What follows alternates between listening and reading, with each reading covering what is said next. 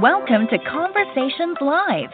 For more than a decade, we've brought you the best in books, entertainment, celebrity interviews, and current events. When the movers and shakers of the world have something to say to you, they say it to us first. Now celebrating 17 years of broadcasting success, here's your host, Cyrus Webb. And welcome back, everyone, to Conversations Live. I'm your host, Cyrus Webb. Glad you all could join us once again, both for our radio audience here in Mississippi and an online audience tuning in, thanks to our friends at iHeartRadio, as well as Amazon Music Podcasts. We're glad you all could be with us as well. Well, we all know the importance of taking care of our children. I think this year's definitely really showed us the impact of that. But did you know when it comes to treatment and cures of diseases, they're not always at the front of the line? Currently, only 10% of the National Institutes of Health $37 billion annual research budget goes to support pediatric research, and only 5% of more than 7,000 rare pediatric diseases have a drug approved by the FDA. Well, because of that, that makes the work of Children's Mercy Research Institute that much more important. Here to talk to us about that is Dr. Tom Curran. He's the Chief Scientific Officer at the Children's Mercy Research Institute. Also, we have joining us today Jennifer and Aaron Jensen, whose daughter Clara benefited from such treatment. Thanks to all of you for being on with us. Really appreciate the time. Thank you. So, Mrs. Jensen, I want to start with you. How did you first feel when you learned about Clara's condition? It was just devastating. We were not expecting it at all because when I was pregnant, all of the ultrasounds showed that she was normal and healthy.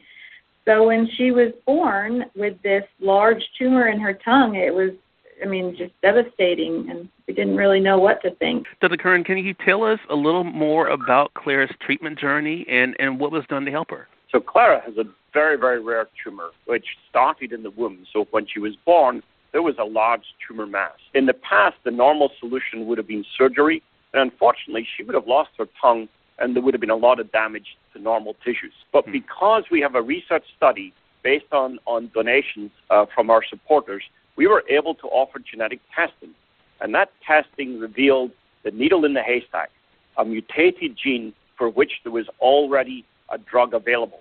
This is precision medicine for cancer, and that drug wiped out the cancer cells and left the normal cells intact. The course of therapy lasted for about a year, but Clara is pretty much like any normal kid now. Wow. Dr. Curran, to stay with you for a moment, I know that one of the things I was given when I was prepping for this segment is that there is the new facility for Children's Mercy Research Institute that has been open. How would they be using genetic testing to help kids like Clara? So genetic testing is a big part of our new research institute. In fact, we put our kids' DNA sequences on the front of the building for everybody to see.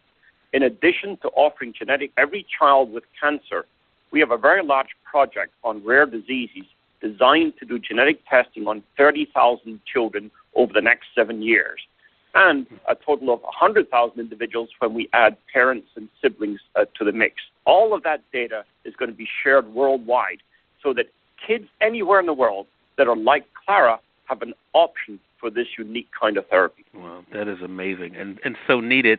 Mr. Jensen, I want to bring you into the conversation talking about the work that Children's Mercy Research Institute is doing. What was your experience like in working with them?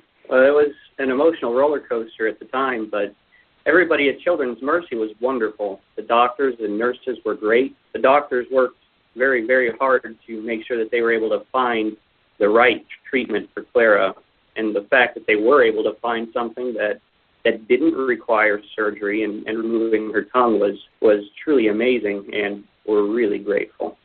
Dr. Curran, to go back with you, when I was prepping for this segment, I saw some interviews that you had done previous to this, and you were talking about the work, of course, the Children's Mercy. You just mentioned, of course, that this database is something that can help children, not just locally, but also, of course, around the country and beyond. What has that been like for you to see how not only, of course, science has been able to offer this information, but also how the research has been able to evolve over the years?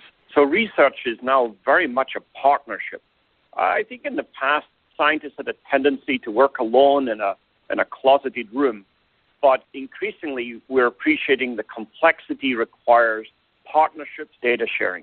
In fact, the more we share the information, the better the outcomes for patients. So we have an obligation to meet that patient need. Sometimes the best ideas we get or from the outside, where other people may look at our data and suggest a whole new avenue of research and potentially a new treatment path.